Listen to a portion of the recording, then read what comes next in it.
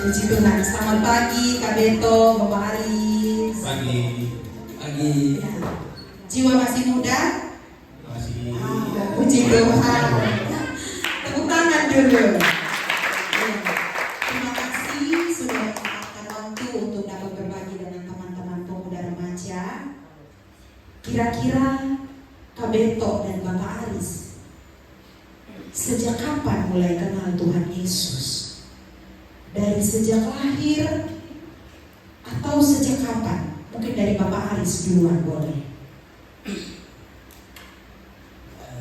Kalau dari saya bukan sejak lahir. Ya.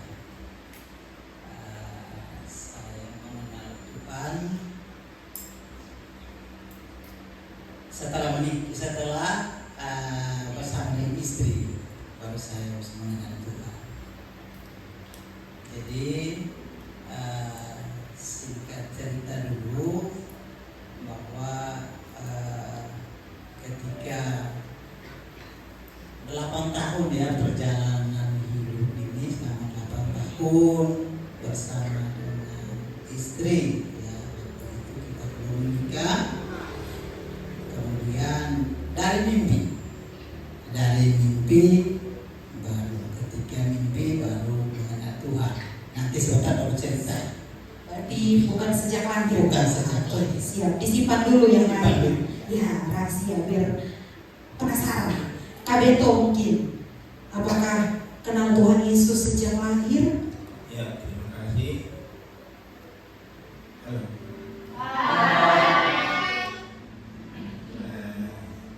Saya kenal Tuhan Yesus itu dari kecil. Dari kecil sudah rajin sekolah minggu. Jadi kenal Tuhan Yesus dari kecil. Kecil, berarti dari kecil sudah lahir dari keluarga Kristen. Ya. Ya. Kira-kira mungkin lebih ke Bapak Aris, bagaimana latar belakang? Karena kalau Kak Beto tadi lahir memang dari keluarga Kristen. Kalau dari Bapak Aris sendiri, kira-kira latar belakang keluarganya Bapak Aris itu mereka cinta Tuhan atau tidak? Kenal Tuhan atau tidak? Oh tidak, berseberangan dengan Tuhan dan memang tidak kenal sama sekali ya, tentang yang namanya Tuhan Yesus, tidak pernah kenal. Bahkan saya sendiri pun saya tidak tahu Tuhan Yesus itu seperti apa gitu. Kalau mau bilang nama saya bukan Aris ya, nama saya di sini. Coba teman-teman lihat, namanya siapa? Ya, iya. Dari nama saja pasti sudah tahu ini dari mana, agama apa ya sebelumnya. Jadi nama saya sebenarnya Mokhtar bin Muhammad, berarti anak dari Muhammad, artinya itu. Ya. Kalau bapak saya kasih nama saya Mokhtar itu artinya, saya kasih tahu ya, itu dalam bahasa Arab ya, artinya anak yang baik, begitu. Baik. Kalau bin itu anak dari Muhammad. Ya. Jadi kalau mau bilang kami keluarga semua Islam, karena bapak saya orang Bugis, mama saya orang Ende, orang Flores, tapi mama saya Katolik. Mama Katolik, kemudian bapak memang asli Tulen Islam. Bapak saya guru ngaji, bapak saya seorang imam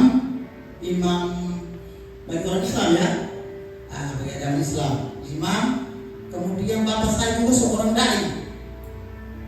Karena bapak saya ini adalah memang orang Islam Tulen, kemudian dia selalu penginjil, kalau kita masih sekarang dan penginjil. Kemudian bapak menangkan banyak jiwa, banyak jiwa untuk Islam. Kemudian kami semua keluarga menjadi orang-orang Islam. Ya.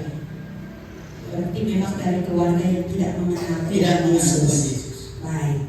Kira-kira dalam lingkungan pergaulan, pertemanan, adakah teman-teman yang mengenal Tuhan Yesus? Kalau untuk di lingkungan kita itu sering misalnya di lingkungan yang terdekat atau kelompok itu katong semua Islam di sini. Oh ya, hanya beberapa warga saja yang dari Katolik. Tapi itu pun memang kami Islam. Jadi kalau mau mengenal Yesus kan tidak sama sekali. Tidak sama sekali. Kalau dari Kabeto sendiri, kira-kira Kabeto hidup dari keluarga Kristen. Apakah saat Kabeto hidup dalam keluarga Kristen, Kabeto memang sudah mengenal Tuhan Yesus secara pribadi, baik dalam lingkungan keluarga maupun lingkungan teman, karena teman-teman juga mungkin notabene-nya Kristen. Ya, kira-kira apakah Kabeto dari sejak lahir itu memang sudah kenal, sudah dekat dengan Tuhan Yesus atau bagaimana? Jadi kakak sudah tahu tentang Tuhan Yesus, tetapi belum mengenal, artinya belum ada hubungan, ya. Jadi dari kecil rajin di sekolah minggu, tetapi ada orang tua, ya, kakak ada orang tua, tetapi karena kehidupan orang tua yang orang bilang broken, ya, rusak, itu yang kalau kakak mau cerita, kakak punya ingatan yang paling jauh, mungkin di antara usia 2 atau 3 tahun yang bisa kakak ingat adalah kekerasan, penganiayaan, ya, itu yang bisa kakak ingat. Dan kakak sudah pernah lupa kenapa itu harus terjadi. Kadang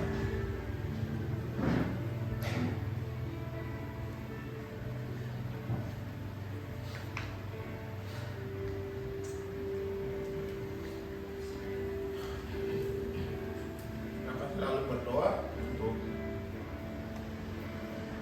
hal itu tidak boleh ada di pikiran, ya. Tetapi itu ingatan paling jauh yang bisa kakak ingat, memberikan kakak pengertian bahwa itu akan menjadi satu cerita, kesaksian yang akan menghidupkan, ya. Jadi kakak tahu tentang Tuhan Yesus, kakak diajarkan oleh guru sekolah minggu, bahkan kakak punya mama bahwa kalau lu takut, kalau lu dalam keadaan yang sulit, sebut saja nama Tuhan Yesus. Jadi kakak bertumbuh dalam hanya tahu saja tentang nama Tuhan Yesus, tapi tidak ada hubungan. Dan kakak hidup dalam kekerasan, kakak sering dianiaya, kakak sering melihat penganiayaan terjadi, kekerasan terjadi terhadap orang tua, kakak-kakak yang ada, adik-adik yang ada. Jadi kakak tahu tentang Tuhan, tetapi belum ada hubungan yang erat dengan Tuhan. Berarti bisa dibilang hidup dalam keluarga Kristen, tapi dalam keluarga yang hancur, keluarga yang keras, tetapi mama selalu menguatkan untuk tetap ingat Tuhan Yesus, walaupun mungkin usia masih sangat muda sehingga belum menjalin hubungan kedekatan dengan Tuhan Yesus, ya. Ya. Kira-kira dari Bapak Aris dan Kak Beto, apa yang membuat Bapak Aris dan Kak Beto akhirnya tertarik dengan pribadi Tuhan Yesus? Mungkin dari Bapak Aris dulu. Memang awal-awal itu kalau dibilang saya tidak tertarik dengan Tuhan Yesus. Dan jujur, Beto sangat tertarik. Bahkan sudah ada kakak Ivan, ya, setelah ada kakak Adi, setelah ada Nona, ya. Kalau mau dibilang, istri bilang ke gereja, tapi saya kadang-kadang saya bilang, begini apa di gereja ini? Karena saya Muslim, saya Islam, saya rajin sholat, teman-teman, kamu bersyukur karena kamu terlahir dari sudah mengenal Tuhan begitu. Mengenal Tuhan, kamu sebenarnya terlalu bersyukur ya. Tuhan itu kadang sangat sulit ya, sangat keras. Hidup selama 8 tahun ya, 8 tahun berumur. Kami itu kalau mau bilang tidur malam itu Al-Quran dengan Alkitab itu selalu ada di kepala. Sangat sulit ya. Saya mau bilang kalau kami beda agama itu memang sangat sulit, sangat suka. 8 tahun bergumulan. Saya bilang istri, saya bilang begini, jangan saling menipu. Biasanya kalau kita baru pacaran itu kadang-kadang saling menipu, satu tipu satu. Terus saya bilang kita bergumul, kita berdoa sama-sama, di mana ada petunjuk Tuhan, baru kita ambil keputusan. Ya, selama 8 tahun, ya sama 8 tahun, bahkan ada yang tidak tahu kalau kami sama 8 tahun dulu baru saya kenal Tuhan. Karena sudah di rumahnya Bapak Gembala, tetap saya sholat, saya masih sholat.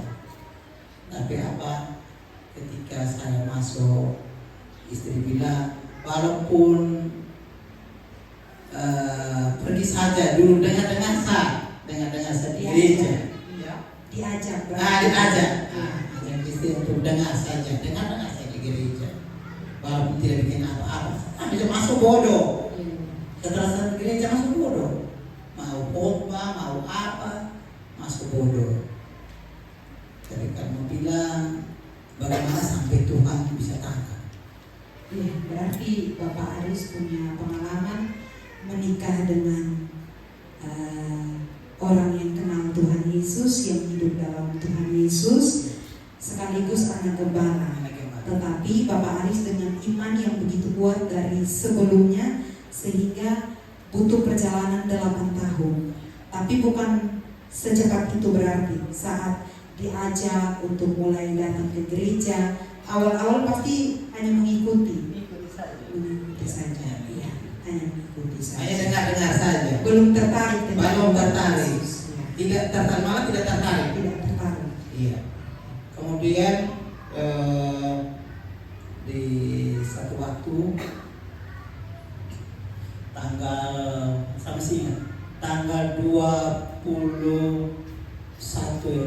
21 pas jam 1 malam saya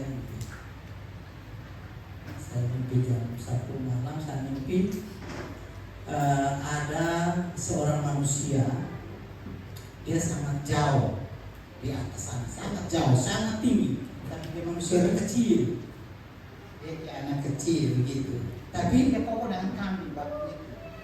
Manusia itu pokok dengan kambing. Saya tidak tahu domba, saya tahu hanya kambing. Ya, saya tahu kambing. Kemudian manusia itu, dia pun cahaya itu kena di beta, dia pun cahaya dari atas sana kena di beta. Dia sementara kokoh kambing, tapi dia pun cahaya itu kena di beta.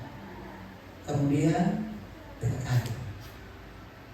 Kemudian mau tanya dia siapa arti mimpi ini.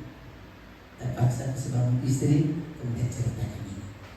Jadi bermula dari mimpi. Mulai dari mimpi, kemudian tanya istri, kadang-kadang Tuhan suka kasih hikmat di istri, kemudian istri bilang begini. Itu manusia itu kalau kami orang Kristen, kan saya belum orang Kristen. Ya, jadi kalau kami orang Kristen, itu Tuhan Yesus. Itu Tuhan Yesus yang sementara kokoh domba. Itu kami. Kalau tadi saya bilang kambing, kan saya tidak tahu domba. Itu kambing. Kalau menurut saya, istri bilang gitu. Kalau menurut saya, yang dia kokoh itu Bapak. Saya tahu itu Bapak Aris. Yang dia kokoh itu adalah Tuhan. Karena kenapa sih terlalu jauh? Karena Bapak belum dekat dengan Tuhan, maka Tuhan pun jauh dari Bapak. Ketika Bapak dekat dengan Tuhan, pasti Tuhan lebih dekat dengan. Dan saya aminkan itu. Tanggal 22 Di bulan itu tahun 1999 saya ambil keputusan. Dengan mimpi itu saya ambil keputusan untuk ikut Tuhan Yesus.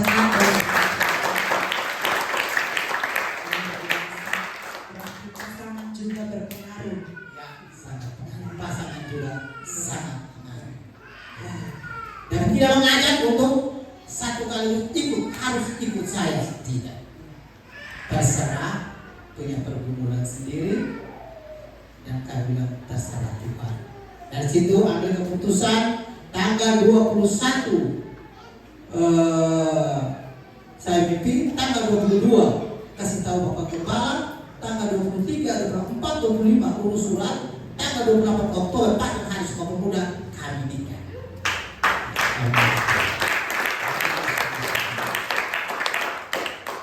Dan itu tanpa kompromi. Tanpa kompromi dengan bapak, dengan mama, dengan kakak, dengan adik yang semua pada dua itu Islam. Tidak kompromi, ambil keputusan sendiri untuk ikut Tuhan Yesus. Jadi kita coba sini dulu, masih ada lagi ya. Kita lanjut. Yes. Mungkin ke Kak Beto.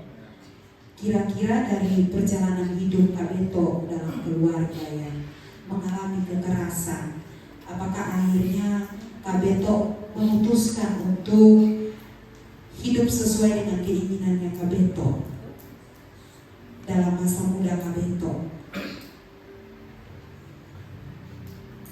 Ya, jadi kita hidup dari kecil sekolah minggu ke gereja, tetapi hanya begitu-begitu saja. Terus kalau pertanyaan tadi bilang apa yang membuat beta tertarik dengan Tuhan Yesus, beta rasa soalnya ada.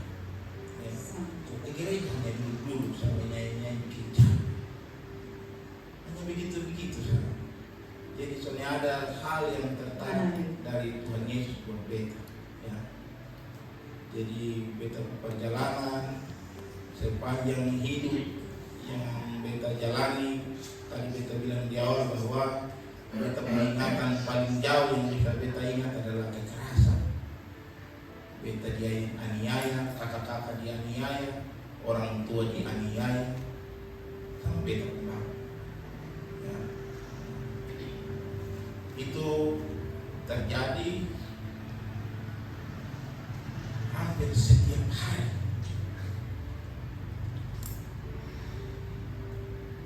Hampir setiap hari.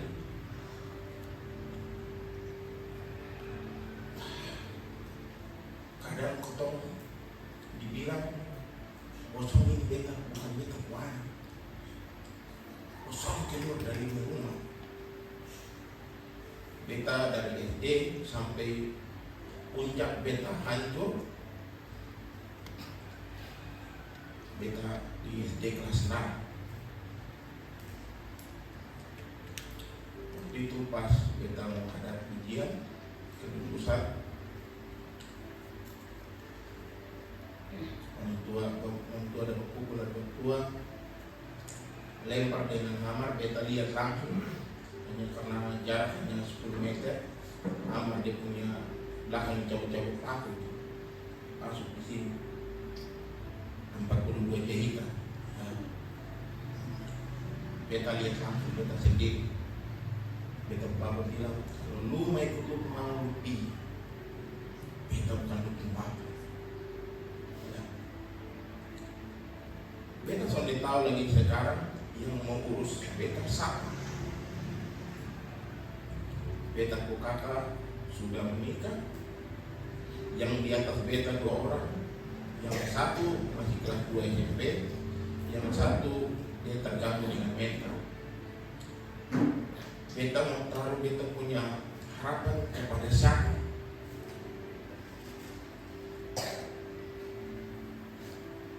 Beta sudah kuat. Dari situ beta jatuh. Segala jenis kejahatan beta masuk. Beta SMP 3 sekolah, kelas kelas 1 di sekolah yang ini, kelas 2 di sekolah yang sana. Tua maunya kotong sekolah, beta bapak orang mampu.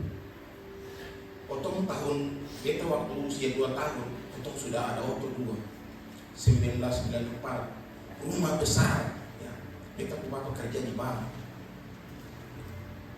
Di kotong kampung, kotong orang yang pertama kali punya kendaraan, punya rumah besar, ya mampu. Dia mau kotong sekolah, tetapi semua itu dibungkus, kotong hancur. Beta kelas 1 di sekolah SMP Negeri 1, kelas 2 pindah lagi, kelas 3 pindah lagi, kelas 3 beta kenal dengan namanya narkoba. SMP. Beta kelas 1 SMA, beta menjadi pengedar. Anak yang paling kecil, ya. Beta bekerja sama dengan polisi. Beta punya pengaruh waktu itu. Beta bukan ngomong sombong, beta pegang 4 sekolah. Bayangkan, sekolah favorit di Jayapura. SMK Negeri 1, SMA Sisi, SMA Negeri 1, SMA Negeri 2. Kenapa beta bisa pegang? Beta punya pengaruh. Lu mau enak, beta. Ya, jadi beta punya perjalanan segala jenis kejahatan beta bisa lakukan. Jadi kalau mau tanya apa yang tertarik dari Tuhan Yesus, tidak ada. Untuk beta waktu itu tidak ada. Kau pergi di gereja, Tuhan Yesus belum bilang di gereja potong saudara dia. Pilihannya dulu menang. Soalnya ada yang tertarik dengan Tuhan Yesus. Bagi beta waktu itu. Ya, Kak Beto melalui perjalanan yang cukup sulit dan akhirnya membuat Kak Beto melakukan hal-hal yang bisa membuat Kak Beto senang. Ya, membuat batin, membuat keinginan terpenuhi begitu ya. Lalu kira-kira mungkin Kak Beto bisa ceritakan mungkin bagaimana ceritanya sampai akhirnya dari kehidupan yang begitu hancur, kehidupan yang begitu kelam, akhirnya Kak Beto bisa mulai mengenal Tuhan Yesus. Secara pribadi ya, kalau lahir dari keluarga Kristen otomatis dari sejak kecil, tapi dari dunia yang begitu gelap akhirnya bisa mengenal Tuhan Yesus. Mungkin Kak Beto bisa ceritakan sedikit. ya. Jadi beta sampai di SMA, beta sudah di pengedar.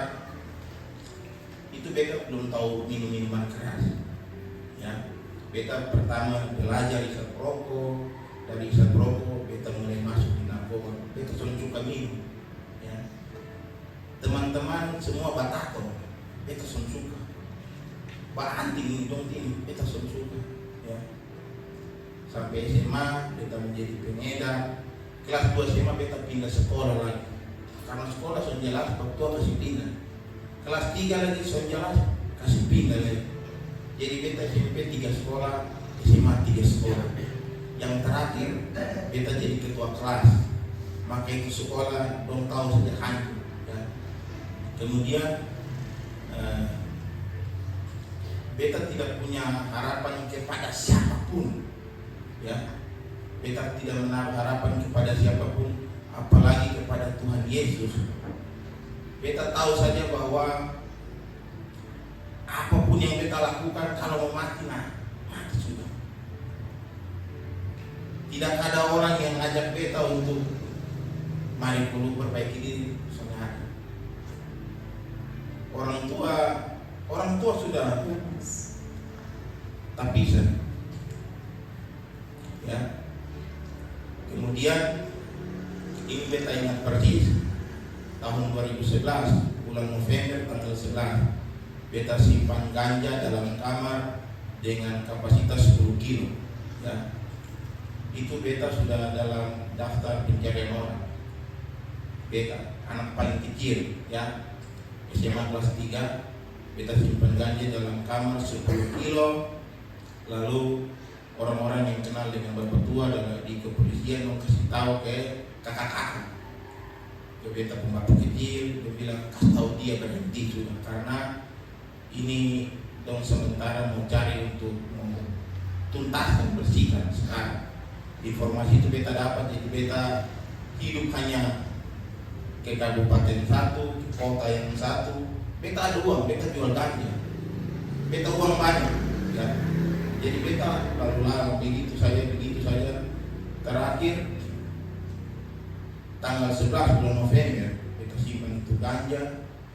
Beta berpesta dengan teman-teman mungkin di gunung sana, dan itu tempat di gunung. Kotong dapat satu brosur, ya. Brosur itu dari Kopassi. Kotong lihat, beta bilang, kotong bisa pergi Jakarta. Jadi awal karena mau ke Jakarta. Tujuan sudah bisa Ke Jakarta untuk bebas. Untuk lari. Beta bilang, kotong bisa pergi Jakarta, beta ada uang, kotong naik kapal, kotong ada 17 orang, ya. Dong berikan beta kenyamanan dari SMP, kotong sudah bisa terlepas. Jadi dong sepakat untuk kotong cek tiket kapal hari Senin, kotong berangkat hari Senin, dan kebetulan juga beta sudah lulus karena bocoran-bocoran yang kotong dapat di SMA, beta lulus, beta sudah terima ijazah, jadi sudah ijazah sukuan. Kotong pergi Jakarta, di sana ada beta punya keluarga, bersaudara, kotong bisa bebas di sana. Kalau di sini kotong sudah bebas. Kemudian kotong dalam berpesta narkoba, beta lihat asap mulai naik. Ini kayak di rumah. Maka beta bilang kosong tunggu, beta turun dulu, beta lihat. Beta turun lihat, beta rumah yang terbakar. Dan kebakaran itu bermula dari beta bukan. Sampai sekarang dong sampai tahu itu pemicunya sampai sekarang. Ya, terbakar hangus habis, yang hanya sisa untuk pakaian di badan. Maka beta batal ke Jakarta 2011. 2012 beta dapat lagi itu brosur Kopassi. Kemudian beta bukakan, dia terima itu brosur dari beta, dia baca, dia bilang kayaknya ini bagus, coba lu pergi. Yang ada di beta punya benak, kalau dia hukum beta pergi, biar beta sendiri sana, beta bebas, ya. Beta berangkat bulan Februari 2012 ke Jakarta, belum pernah naik pesawat, belum pernah, pokoknya beta belum pernah melakukan perjalanan jauh. Beta sendiri, beta hanya tanya-tanya, pokoknya orang yang keluar dari hutan, beta model seperti itu. Beta breo, pokoknya baju dong son cuci, ya. Beta sampai di Jakarta, puji Tuhan ada yang jemput, tong sampai di beta punya kakak gembala, kakak Emin, beberapa hari di situ. Kemudian tong sampai di Operasi, beta ikut kegiatan seperti begini, ya. Kegiatan rohani selama 3 bulan.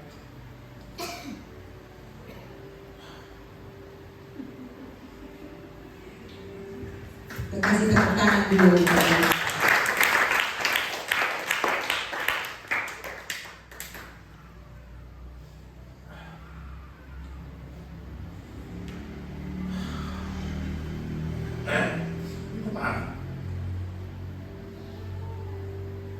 Malam itu beta cerita sedikit. Selama kegiatan itu beta pun sepupu, dia tinggal di apartemen di Kuningan. Dia ada auto 2 Fortuner dengan Pajero, dia tinggal sendiri. Waktu dia dengar beta pi, dia jemput beta. Potong tertarik itu Jakarta, semua diskotik ketemu masuk, ya. Terakhir, ketika malam terakhir kegiatan itu selama 3 bulan, malam terakhir beta bilang, potong ada kegiatan ini, datang kok potong sama-sama. Dia bilang, sudah bisa.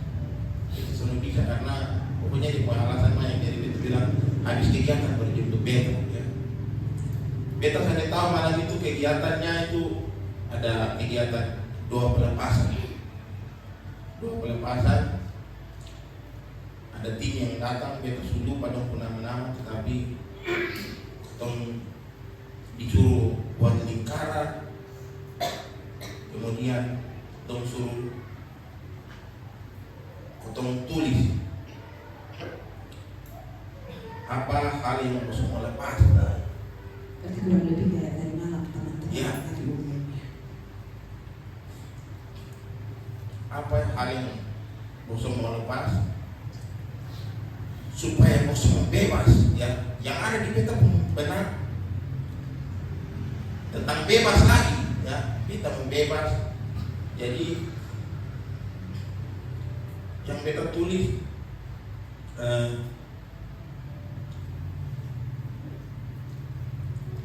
beta karena sonde tahu kenapa yang beta tulis beta mau merdeka, hanya itu saja. Beta mau merdeka. Kemudian dia bilang engkau itu rata-rata tutup mata dan ketemu menyanyi, ketemu menyembah. Ketika menyembah, beta turun di tahu benar. Beta menangis dan menangis. Di situ baru beta tahu Tuhan itu ada.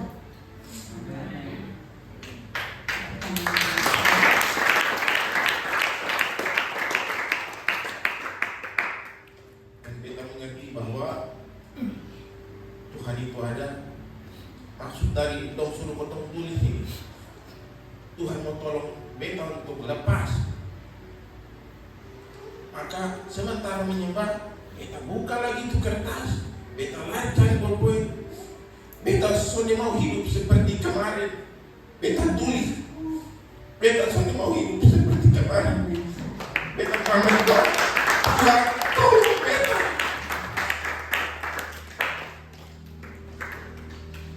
Kemudian setelah doa selesai, beta karena ada komunikasi dengan orang tua, beta waktu itu waktu tanya masuk kegiatan apa saja di situ, terlalu lama di situ kalau tembok. Jadi beta bilang begini, beta ceritakan, dia bilang dia hanya begitu, dia heran-heran, dia bilang coba lu pulang dulu. Dia bilang beta soalnya ada uang, aku kirim tiket lu pulang. Teman-teman, beta pulang, beta ambil sambil keputusan, beta bawa ganja. Beta sementara di asrama itu selama liburan beta ada ganja, ya. Beta bawa ganja, beta punya sepupu dia kasih sapu-sapu, ada ekstasi, pokoknya yang suntik-suntik dong ada. Beta bilang beta mau pulang, tapi kemarin beta super doa beta mau bebas. Beta angkat itu barang dong, beta bungkus di satu plastik, beta bilang beta mau bebas, beta buang. Beta ambil tindakan, beta tidak mau merokok lagi sekarang. Beta sudah terlalu minum ya. Kalau merokok, beta perokok berat. Beta sudah mau merokok lagi, beta angkat beta perokok. Tuhan tolong beta. Beta buang, beta pulang. Beta bangun itu kebiasaan ya, yang di asrama. Pagi harus berdoa. Beta sudah tahu berdoa, beta hanya pagi menyanyi saja, Tuhan Yesus baik. Dia bilang Tuhan tolong beta. Beta amin, selesai. Setiap pagi sebelum tidur hanya kegiatan itu saja yang beta lakukan. Tetapi yang beta dapatkan, beta pun sepupu yang sama-sama ucap sama seperti beta, dia bilang, lu seperti begini bagaimana? Ya, bagaimana sampai lu seperti begini? Beta bilang, beta pergi di Kopasya, ikut kegiatan, kemudian dia punya kegiatan hari-hari itu hanya begitu-begitu saja. Yang potong harus berdoa, potong harus sebelum makan berdoa, hanya begitu-begitu saja. Maka dia bilang, beta juga mau, ya, beta juga mau. Di gereja dong lihat beta, dong bilang, hei, om kosong. Yang beta dapatkan waktu itu begini, ketika beta nakal, beta punya kepercayaan kepada keluarga itu sudah ada, ya hilang, sudah ada kepercayaan sama sekali. Beta mau tunjukkan bahwa beta sudah berubah, tapi dong sudah percaya, ya dia masih seperti yang dulu, ya. Beta rajin gereja bilang omong kosong. Kemudian beberapa waktu beta bawa beta punya saudara 2 atau ke sana. Bertemulah kita dengan Kakak Mariana di sana. Kegiatan itu. Ya, bawa buah ke sana dan puji Tuhan waktu itu dong dipulihkan. Jadi awal pemulihan beta itu tahun 2012 di Upasia. Di situ kita tahu Tuhan secara besar. Jadi ada kegiatan rutin yang beta bangun, hanya sekedar berdoa saja. Ya. Beta hanya menyanyi saja setiap pagi, berdoa ke Tuhan. Tuhan tolong beta. Beta sudah tahu berdoa, beta sudah tahu omong banyak di depan orang. Beta waktu itu. Jadi 2012 beta tahu Tuhan secara pribadi. Luar biasa, tepuk tangan dulu.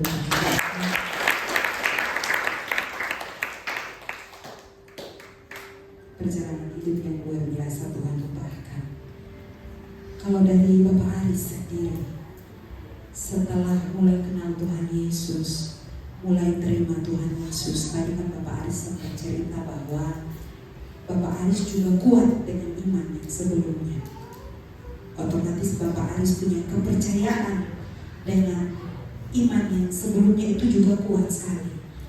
Nah, apakah kepercayaan dari iman yang sebelumnya itu juga berpengaruh terhadap Bapak Aris punya kepercayaan juga kepada Tuhan Yesus setelah Bapak Aris terima Tuhan Yesus? Sebelum sampai ke sana, saya cerita sedikit dulu tentang hidup. Pengalaman hidup ini beda sedikit dengan Bapak Beto. Kalau Bapak Beto itu narkoba, pengedar narkoba, kemudian pengedar narkoba juga ya, pengedar narkoba. Tapi kalau saya tidak, tapi memang keluarga kami itu mulai dari kecil-kecil itu sudah stop. Tahu stop toh? Sumpah ini tahu toh? Asal naik semua itu dari keluarga kami. Kemudian kami juga dari keluarga pegang motor. Kalau kami di kampung biasanya minum apa moke. Kalau kami di kampung, dan itu semua itu sudah menjadi ke pesta-pesta, itu sudah wajib bawa itu. Tapi saya juga ikut itu. Saya juga ikut stop, saya juga ikut minum. Yang lebih hancur lagi, saya ini apa ya, kalau mau dibilang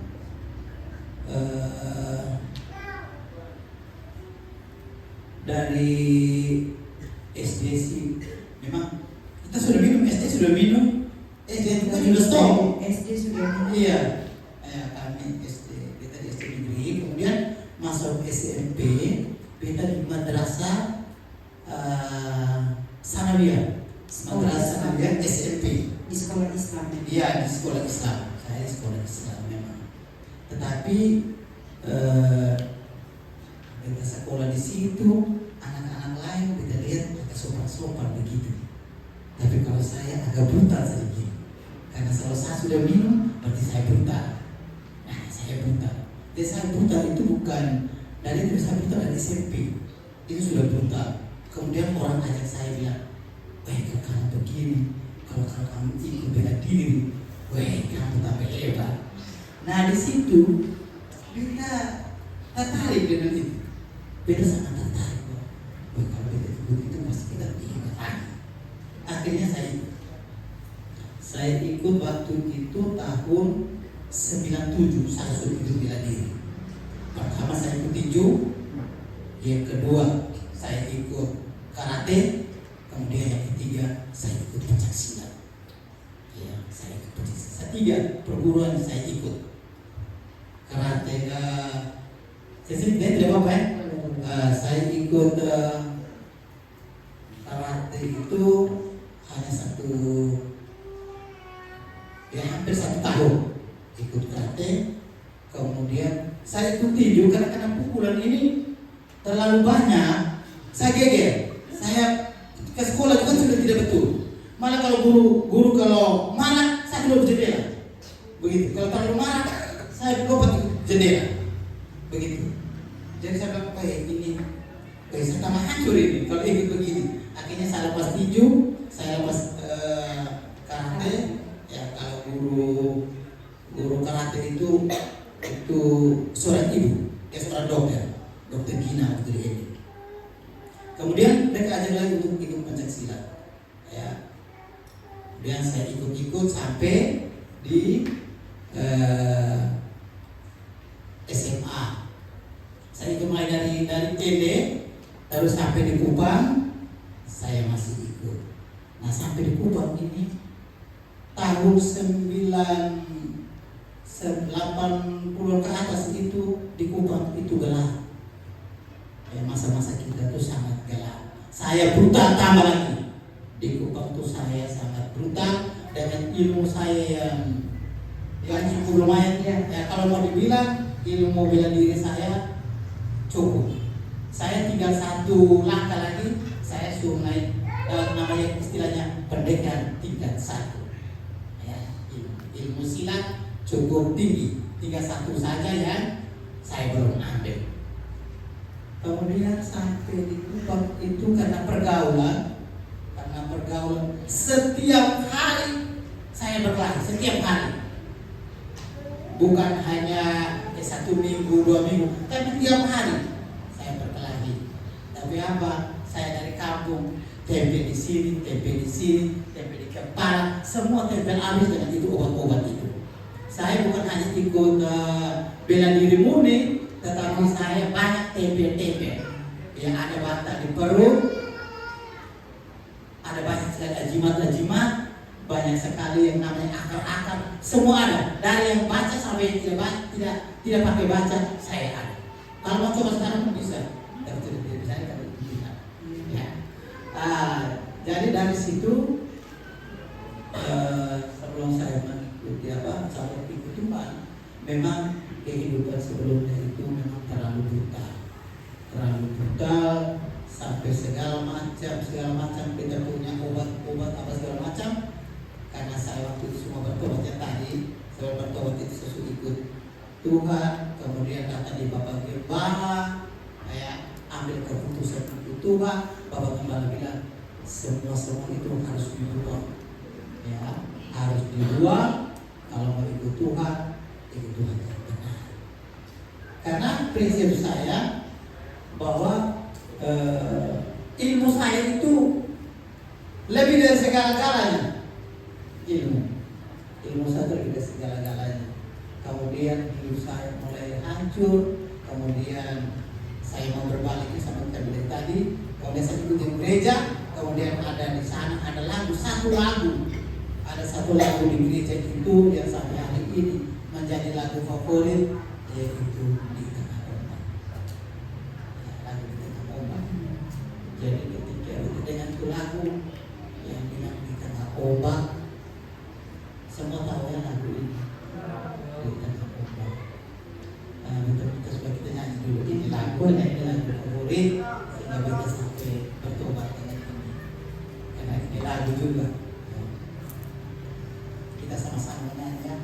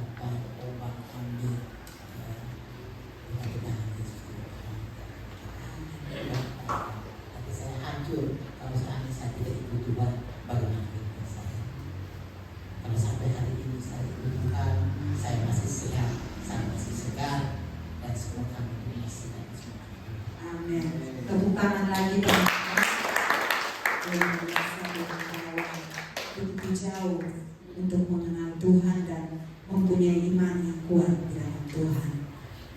Mungkin ke Kabento, setelah mengenal Tuhan Yesus secara pribadi, setelah terima Tuhan Yesus, apakah setelah itu Kabento punya hidup baik-baik saja? Karena Kabento sudah terima Tuhan Yesus dan tujuan Kabento saat itu adalah merdeka. Apakah itu menjadi jaminan sehingga Kabento tidak mengalami yang namanya penderitaan lagi, tidak mengalami yang namanya kesusahan lagi? Ya. Jadi setelah dua pelepasan beta pulang, beta sendiri untuk sonde hidup seperti kemarin. Teman-teman, yang beta alami itu pertama adalah beta punya kepercayaan hilang dari keluarga, tidak ada orang yang percaya sama beta. Yang kedua, soalnya ada yang peduli sama beta. Yang ketiga, beta pun teman-teman yang jauh dari beta. Tiga hal yang beta dapat ketika beta memilih untuk sonde hidup seperti kemarin. Jadi beta sampai di rumah, bapak tua dia hidup sendiri, mama tua sendiri, kakak-kakak semua dong hidup. Sonde peduli dengan beta, ya. Artinya yang beta mau waktu itu, hai beta suruh berubah coba kosong kasih arahan begitu, soalnya ada, ya. Terus beta kalau mau bawa beta pun tanta dong pun motor, dong senakan kasih, dong tahu beta, ya. Hanya helm beta pinjam dong senakan kasih, karena dong tahu beta, ya. Beta mau menangis di depan dong, beta bilang beta sudah berubah, dong senakan percaya.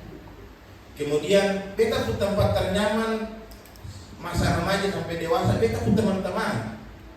Tetapi karena beta sudah pilih untuk berubah, dong bilang lu seperti kemarin jadi otong ada mau ini, dong menghina. Beta seorang diri, ya.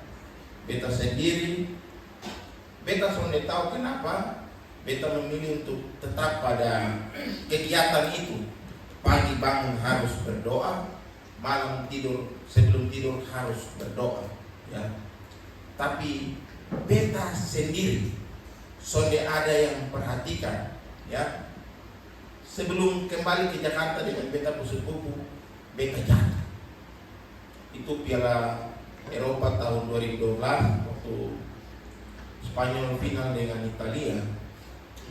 Itu potong sudah terlalu senang-senang beta dengan beta pun teman-teman dong ini. Beta waktu itu usia sekitar 19 sampai 20 tahun. Beta pun teman-teman ini orang yang mengadakan minuman-minuman keras di kota Jayapura, orang Cina. Kota dua terlalu akrab, ya. Jadi dia kalau mau tagih uang dari toko minuman ke toko minuman, dia jemput beta dari sekolah, dia sogok ini kepala sekolah. Dia sogok kepala sekolah, kasih minuman, kasih uang. Dia bilang beta perlu hinian. Beta naik, beta yang pegang tas uang. Sampai di mobil, kotong harus narkoba dulu baru jalan. Jadi kotong dua terlalu akrab. Dia ajak beta untuk nongkrong. Dia bilang lu sonde ini konsumsi lagi.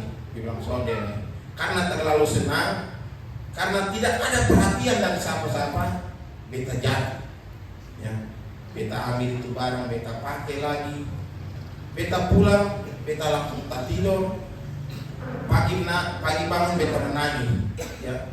Beta menangis, beta juga bingung kenapa beta menangis, ya. Tetapi pagi itu bapak tua datang, bapak tua bilang, lu jangan lama-lama di sini, lu harus kembali. Beta bilang kembali kau bikin apa? Bapak tua bilang lu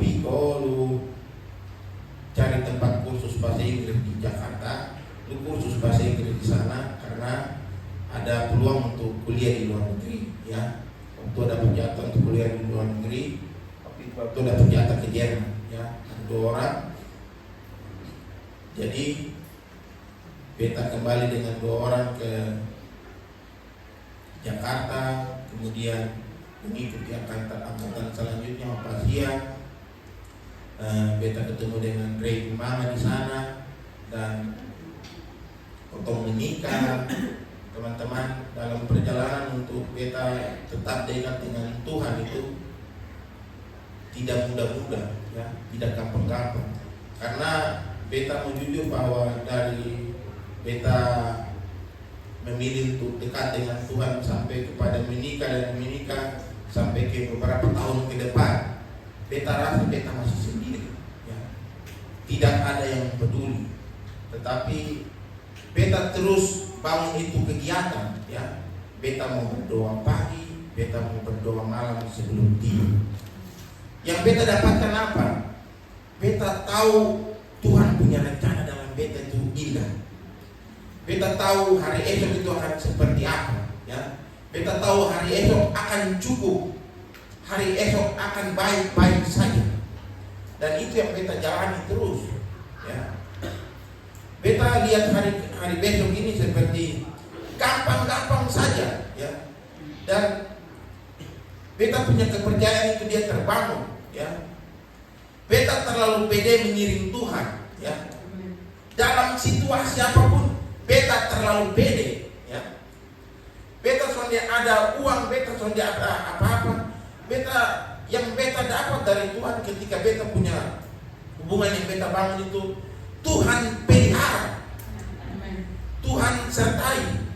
Dan ketika beta percaya itu yang beta dapat, ya. Itu yang beta dapat sepanjang hidup. Walaupun beta punya kondisi setelah menikah pun hanya orang bilang morat marit, conde seindah yang kayak kotor pacaran.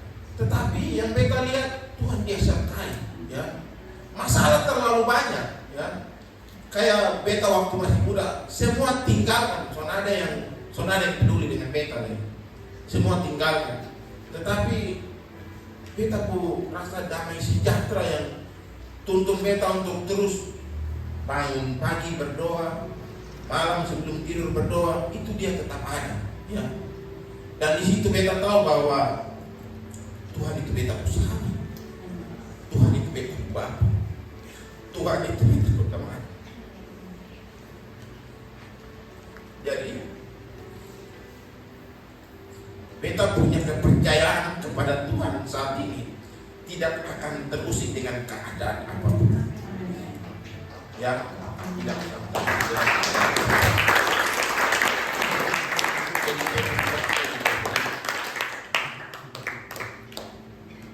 Beta percaya bahwa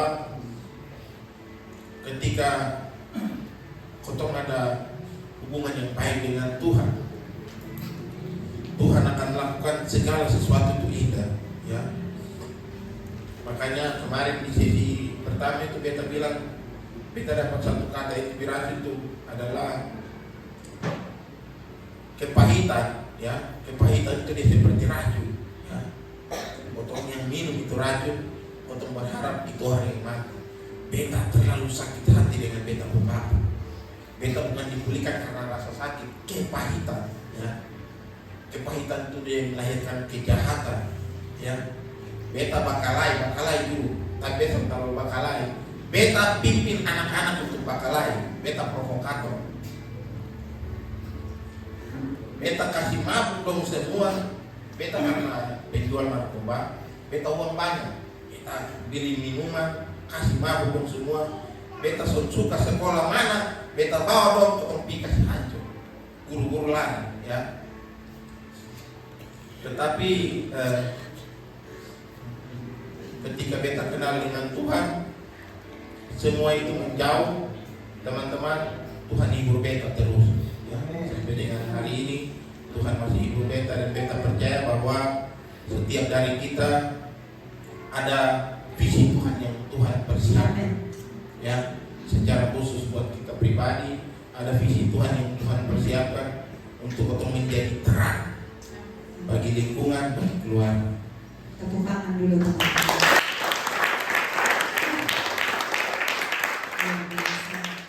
Dari perjalanan hidup yang begitu berat, tapi justru itu yang membuat Kabeto punya iman makin kuat di dalam Tuhan.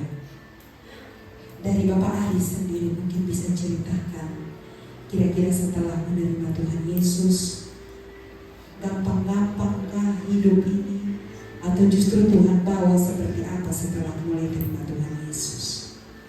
Mungkin bisa diceritakan secara singkat, kira-kira sejauh mana Tuhan Yesus bawa?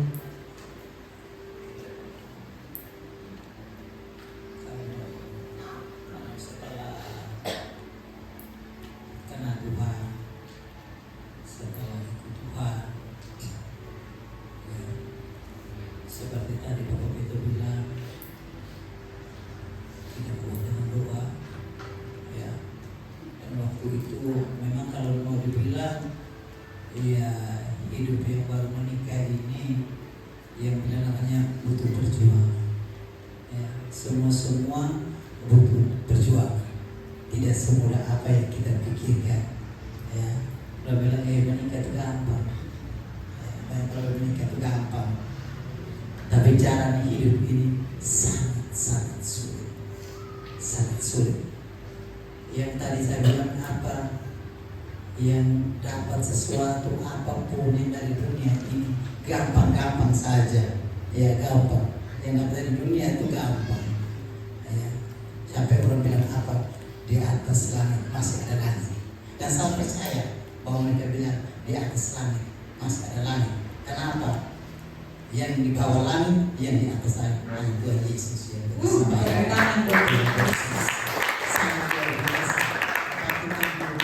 Kita ya dari yang terendah, sang Tuhan angkat kita. Kemudian saya hidup sampai hari ini. Secara fisik kita lihat bahwa setelah saya ikut Tuhan, lebih kehidupan kita lebih maju, begitu, lebih maju ketimbang dulu yang kita brutal hidup morak-marik. Ketika kita ikut Tuhan, kita lebih dekat dengan Tuhan. Seperti istri bilang, kalau kamu dekat dengan Tuhan, Tuhan pasti lebih dekat lagi.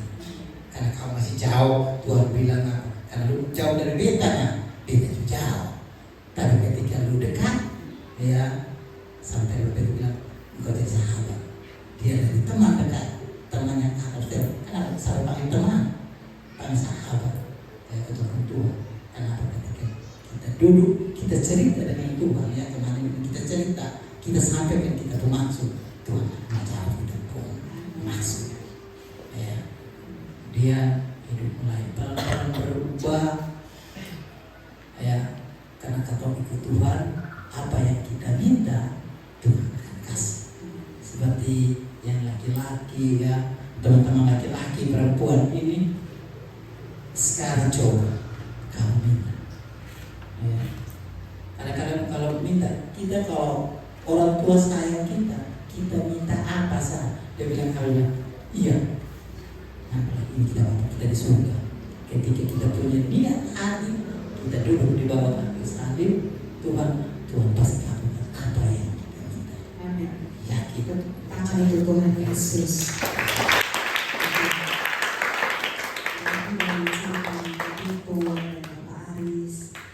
Perjalanan hidup yang luar biasa Tuhan izinkan terjadi, tapi justru dari perjalanan itulah yang membuat Bapak Aris dan Kak Beto makin kuat di dalam Tuhan. Kira-kira mungkin pertanyaan terakhir, kira-kira kalau waktu bisa diputar kembali setelah menerima Tuhan Yesus dan melewati semua yang ada, pernah tidak menyesal pernah ikut Tuhan Yesus? Beta sudah kembali lagi. Karena beta ikut Tuhan. Saya ikut Tuhan sama.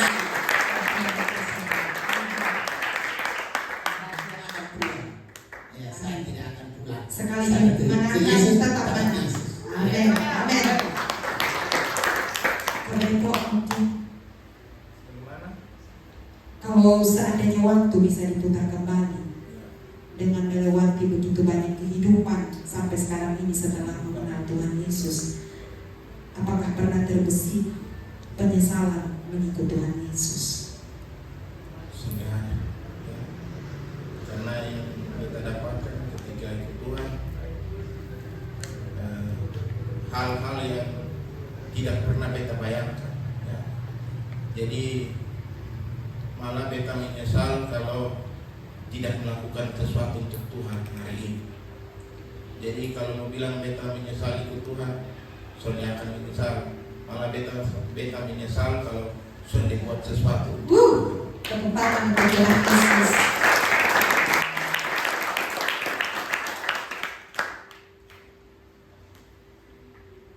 Kira-kira boleh satu pertanyaan lagi, pertanyaan terakhir.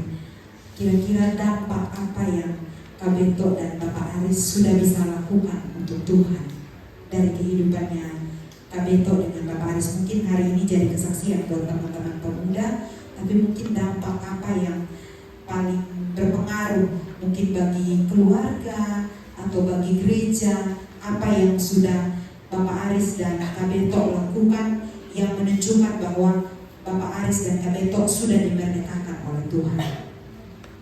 Berkat dari kita ketika kami sepakat, ya saya dan istri dan lahir dengan latar belakang orang Kristen, ya walaupun dia belum terlahir ke dunia, kemudian masih dalam kandungan, dia sudah terbentuk karena Bapak seorang kepala, Mama si rohani, tentunya dia sudah dengan imannya hidupnya itu.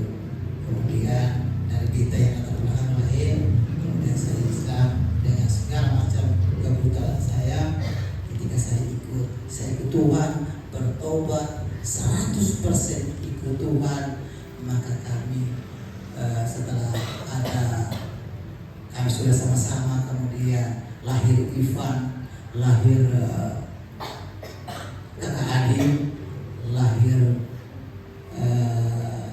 Nona Desti, kemudian lahir Kesia. Itu memang luar biasa ya Tuhan itu. Tuhan pakai semua menjadi pelayan Tuhan. Ya, semua benar. Itu kan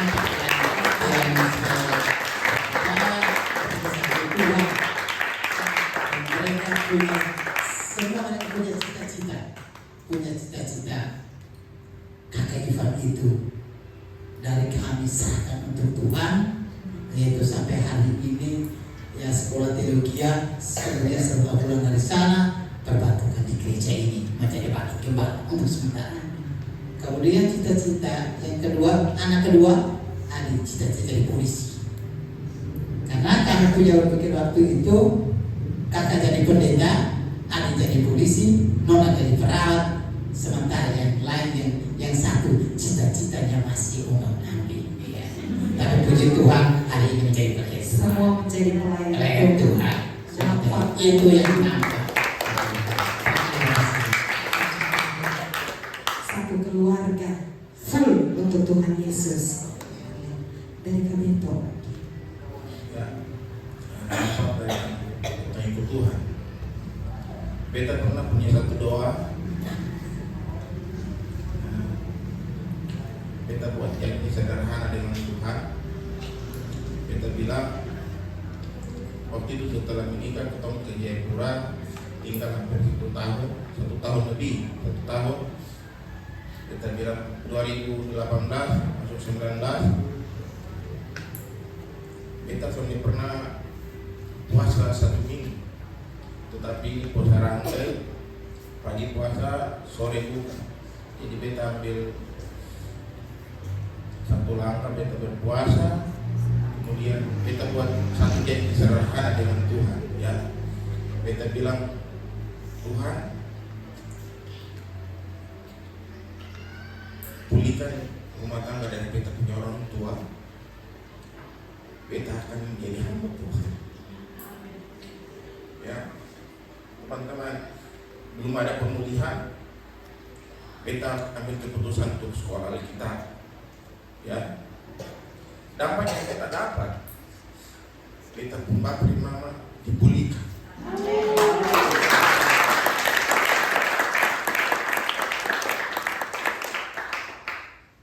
Jadi sekarang kalau ada apa-apa, kamu akan telepon beta, tanya, dan kamu akan berdoa.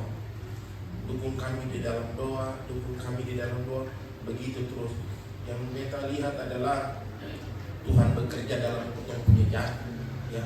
Walaupun sederhana yang potong buat dengan Tuhan, tetapi dia punya dampak itu besar bagi keluarga. Itu dari keluarga. Dampak kedua yang beta dapat ketika beta ikut Tuhan, beta punya mimpi ini terlalu besar, ya.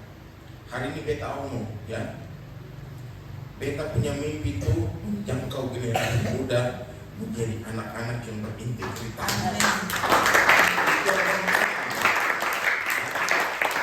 Dan kalau hari ini kita boleh tutup, ini beta punya mimpi, ya.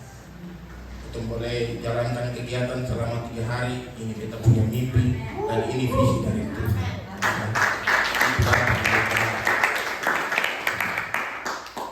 Terima kasih Kak Bento dan Bapak Aris, Ya. sudah berbagi kisah kehidupan. Sepertinya masih banyak yang harusnya bisa diceritakan, tapi kita terbatas dengan waktu karena kita harus lanjut dengan kegiatan berikut. Mungkin sebelum kita tutup, dari teman-teman mungkin ada yang mau ditanyakan, boleh kakak kasih satu kesempatan. Mungkin dari perwakilan dari teman cewek satu, dari teman-teman yang cowok satu. Mungkin ada yang mau ditanyakan yang mungkin tadi kakak belum sempat tanyakan kepada Bapak Aris dan juga Kak Bento, boleh. Yang berkaitan dengan yang tadi sudah, apa saja yang mau ditanyakan boleh. Mungkin dari teman-teman cewek, teman-teman oke, dari teman-teman cowok. Mungkin dari ini hanya singkat. Ini Mbak, ini kan dari keras, terus semua saksikan. Ya, waktu Bapak itu melakukan penampungan kan pasti ada dampak yang keras, hidup itu masih susah untuk melepaskan. Dan Bapak itu mana sampai itu bisa melepaskan semuanya itu, karena Bapak itu bilang bahwa itu saksikan sendiri semua yang terjadi itu. Mungkin ini bisa mengerti. Terima kasih, tepuk tangan dulu.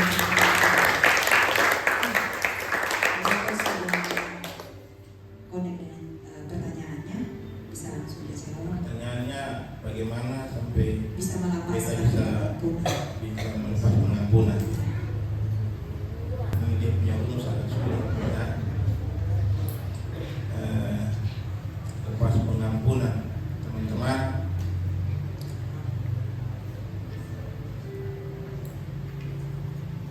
Kita agak sedikit blank begitu, ya. Jadi itu hal yang sudah bisa kita lakukan dengan kita punya kekuatan, ya.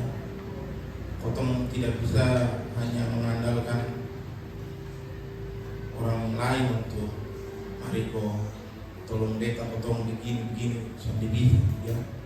Yang beta dapatkan ketika beta mampu untuk mengampuni, mulai dari hal-hal seperti begini, ya. Potong ada sharing, potong ada doa, di situ beta punya pikiran ini mungkin ada yang tertanam, ya. Tetapi beta sudah terfokus kepada kegiatan itu, ya. Beta tidak terfokus, tetapi itu yang beta bilang, pagi kita harus berdoa, harus baca firman Tuhan, kemudian siang kita harus masuk sesi, sebelum sesi kita harus berdoa. Artinya ada kedekatan dulu dengan Tuhan, ya. Ada kedekatan dulu dengan Tuhan. Ketika kita punya kedekatan terus dengan Tuhan, ada orang-orang yang akan datang, ya. Itu bukan karena potong mau juga, ya, bukan karena beta mau juga, tetapi ada rencana Tuhan, ya. Beta jujur bahwa beta hampir mati 2 kali, ya, dapat ikan, ya. Itu pisau dia lewat dari sini, ini saja ini, ya, dia lewat begini, untung beta balik tarik begini, ya. 2 kali beta dapat ikan. Beta punya teman-teman yang kasih nyaman beta selama beta usia remaja sampai dewasa itu 4 orang yang meninggal karena tabrakan. sebenarnya yang kelima itu beta, ya. Yang kelima itu beta karena apa? Beta perintah sendong pergi ambil narkoba. Karena sudah ada orang yang beta bisa suruh lagi, beta yang harus pergi. Tetapi karena di perjalanan ada kecelakaan kecil, beta pun teman-teman yang dari daerah lain pergi, dong dapat tabrak, 2 motor mati semua. Kalau ketemu jalan sama-sama, beta juga sudah mati, ya. Jadi kotong bisa mengampuni tidak bisa dengan kotong punya kekuatan, tidak bisa, ya. Ketika ada hubungan yang baik dengan Tuhan, Tuhan akan memampukan kotong untuk mengampuni, ya. Terserah orang mau berpikir seperti apa setelah kotong bisa mengampuni, ya. Terserah, ya. Tetapi kalau kotong terus dekat dengan Tuhan, ya. Tuhan itu Dia sendiri yang akan berikan orang-orang pengertian untuk memahami kotong punya mau, ya. Kotong punya kebutuhan. Jadi kalau beta bisa mampu untuk mengampuni beta punya Bapa, karena Tuhan yang bisa memampukan. Nah, beta ada terus membangun komunikasi dengan Tuhan, ya. Tidak hanya di komunitas, tetapi beta belajar pribadi lepas pribadi. Dan pengampunan itu dia tidak hanya hari ini beta mengampuni, ya, tetapi pengampunan itu dia akan berjalan terus setiap hari. Kenapa? Beta ketemu beta punya Bapa setiap hari, ya. Tetapi beta mau mengampuni, beta lakukan yang terbaik untuk dia seperti apa, ya. Biar beta hormati dia sebagai orang tua, walaupun dia sudah kasar sama beta, ya. Beta hormati dia sebagai orang tua walaupun dia siksa beta, ya. Teman-teman, ketika beta mengampuni, dapat juga yang beta dapat. Beta punya orang tua, dia anggap beta seperti anak 5 tahun sampai hari ini, ya.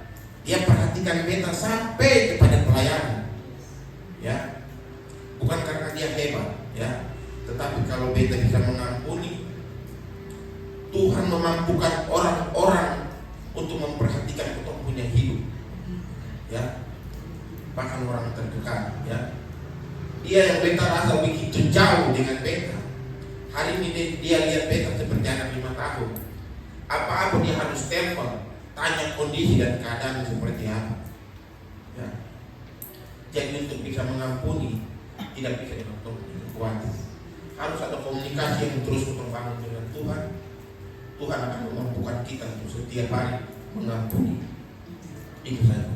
Baik, terima kasih. Mungkin dari teman-teman cewek ada. Untuk Bapak Beto, dalam menghadapi keadaan broken, Bapak Beto menyaksikan sendiri kekerasan yang dilakukan oleh Bapak terhadap Mama. Itu Bapak Beto pastinya tidak suka itu keadaan. Rasa cinta terhadap Mama pasti ada lebih. Rasa sakit hati dengan Bapak karena Bapak melakukan kekerasan itu terhadap Mama ada. Ya, Tapi di dalam rasa sakit hati itu, adakah cinta yang tidak bisa dihilangkan oleh rasa sakit hati itu karena Bapak dengan anak? Adakah itu? Ya, terima kasih. Ada.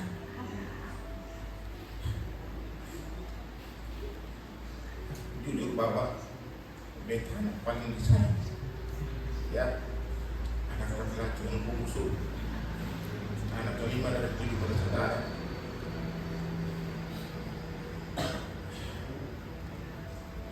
Beta paling sayang beta. Beta punya perasaan itu waktu itu beta sampaikan, beta terlalu sayang dia. Tapi kasih sayang dari dia ke beta soalnya ada. Beta terlalu sayang sama dia, ya. Jujur teman-teman, dia punya perhatian ke beta. Wow. Beta tahun 2009 masuk sekolah SMA, hanya beta saja yang diberikan motor. Beta kakak-kakak dong itu bisa sekolah urus diri sendiri, ya. Pi sekolah urus diri sendiri. Beta bukan laki-laki yang di atas beta. Kalau mau dibilang nanti dia yang mengganti bapak punya posisi dalam rumah tangga kalau bapak sudah ada, ya. Pi sekolah lu urus diri. Tetapi waktu beta sekolah, dia beli kasih beta motor. Ini untuk lu sekolah, ya. Beta sudah tahu itu bentuk perasaan seperti apa. Tetapi kasih sayang yang beta mau dari dia beta sudah dapat, ya. Beta sudah dapat. Tetapi untuk beta sayang sama dia terlalu besar, ya, terlalu besar. Beta terlalu mengasihi beta pembapa sampai 2011 puncak ketong hancur, rumah terbakar. Sebelum rumah terbakar, ketong baperan, ya. Bapak buat dia selingkuh, beta yang menemukan, ya. Beta yang menemukan, beta sudah cerita di beta pembapa. Beta tahu beta akan bawa kehancuran. Beta simpan itu. Jadi setiap kali beta ketemu bapak tua punya kejahatan, beta simpan. Mam tua dia tahu sendiri, dia bilang antar mama ke sana. Sampai di sana bakalai, ya. Bakalai, jadi mam tua keluarga datang mau bakalai, potong, ya. Potong pergi bapak tua bela di sana, potong di sini, ya. Beta punya kakak laki-laki dia pergi dan dia potong di pembak, potong pembak, dia potong. Don dua bak potong. Beta sampai di sana, siapa yang beta bantu? Ya, beta menghindar. Beta di bakon, beta hanya menangis. Kalau beta sudah saya beta pembak, beta bisa bunuh dia. Beta punya kenalan intel, beta punya kenalan polisi, beta punya kenalan tentara. Orang-orang itu terlalu dekat, tetapi beta terlalu sayang dia. Jadi kalau pertanyaannya dengan rasa benci kepada bapak, rasa sayang kepada mama, apakah ada rasa cinta kepada bapak? Beta terlalu sayang dia.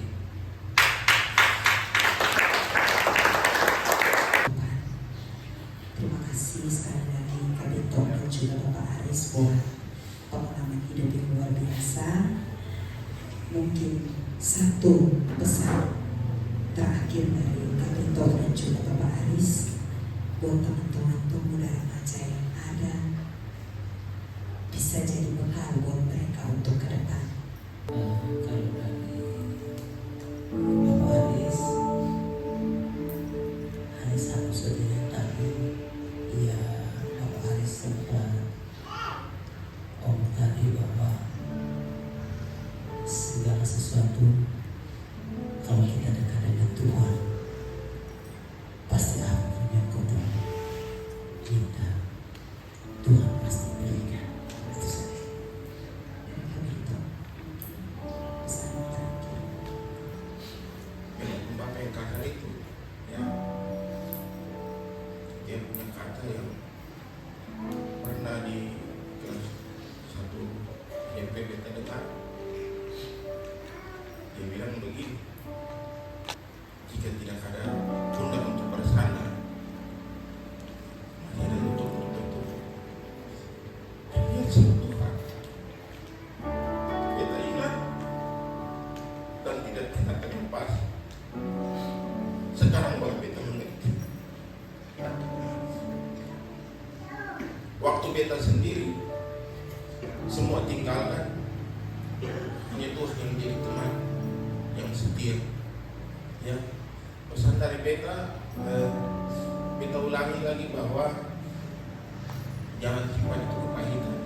Ya, itu akan merugikan ketong punya diri. Karena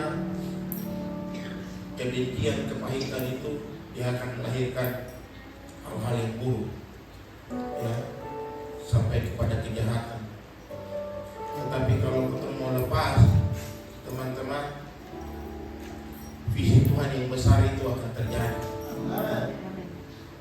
Apalagi kalau kita punya hubungan baik dengan Tuhan.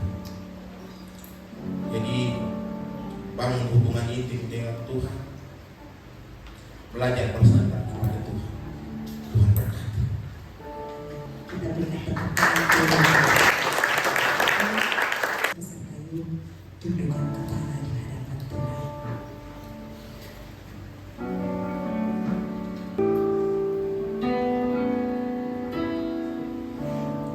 Dulu beta jauh dari Yesus, pernah beta mau kenal Dia. Kakak Ivan akan pimpin doa. Sampai satu saat